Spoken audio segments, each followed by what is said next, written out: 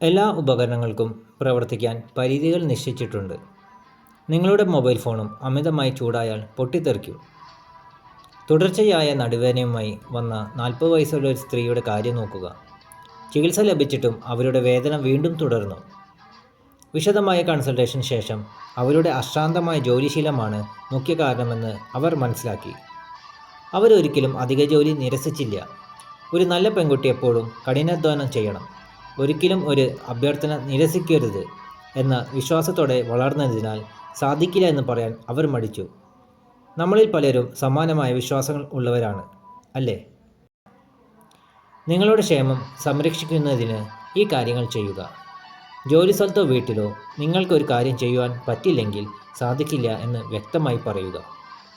അതുപോലെ ആവശ്യം വരുമ്പോൾ സഹായം തേടാൻ മടിക്കരുത്. സ്വയം പരിചരണത്തിന് മുൻഗണന നൽകുക. നിങ്ങൾ ചെയ്യാൻ ഇഷ്ടപ്പെടുന്ന പ്രവർത്തനങ്ങൾക്കായി സമയം മാറ്റിവെക്കുക. ഓർക്കുക, സാധിക്കില്ല എന്ന് പറയുന്നത് ഒരു മോശം കാര്യമല്ല.